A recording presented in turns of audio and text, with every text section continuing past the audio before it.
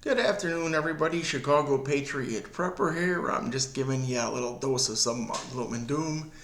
Got a lot of crap going on in our country, on our continent, all around the world. So, as always, I would ask you that you please like and subscribe and hit the notifications. That way I can spread the word to other like-minded people. Uh, the biggest news is the second largest bank failure in American history has happened this past week, Silicon Valley Bank. So a lot of people are worried about it spreading, which it may spread because I believe there was a couple other banks were tied to them, but I'm not exactly sure. They don't know how far this ripple effect is going to go. Another thing, our border crossing in El Paso, Texas was stormed this morning or yesterday. The 1,000 migrants tried to crash through the border, but as far as I can tell, they were stopped. For what? They're going to end up working their way back in anyway. America is preparing to fight a war on 4 fronts. We're going to have the Ukrainian war, which Europe and NATO apparently they don't want anything to do with because all we're doing is destroying their economy. The German chancellor apparently says that this was not in public, that the U.S. does not care about their people freezing, and that their energy costs have went up 3 times since last year. Okay, so if they were paying $100 or 100 euros, they're paying 300 now. Okay, and then we have China getting all pissed off about Taiwan, that we have troops in Taiwan. And they're actually threatening us that we need to mind our own business. What happens in China is between China.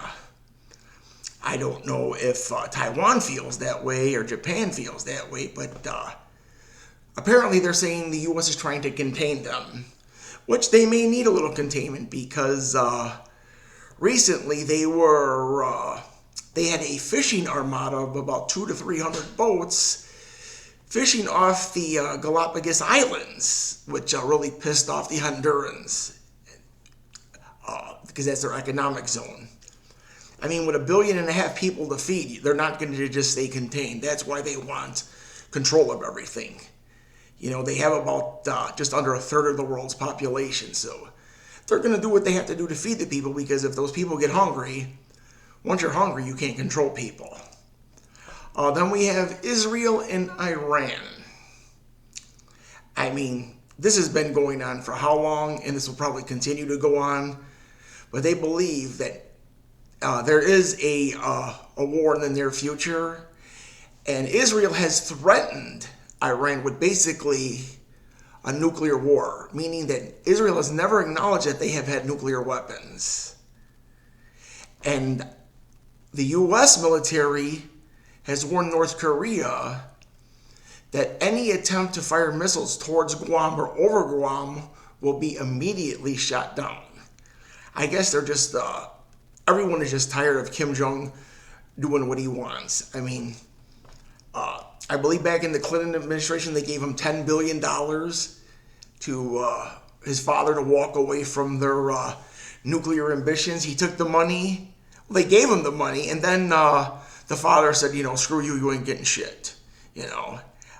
So apparently they're not people of their word. Japan is getting ready to start dispatching people to their islands. They're afraid that China is going to start landing on their islands and start encroaching into their territory. Russia, you know, they're usually doing the same old shit that they're threatening nuclear war. And the last thing we want, people are saying, or one of the generals was saying that after this war is over, Russia will have no conventional significant military threat. Well, I think we would want them to have a conventional military threat because we don't want them to go right to nuclear arms. I mean, that's just one guy from Chicago. That's me. But I'd like to thank you for tuning in. As always, have a good day. God bless you, and God bless America.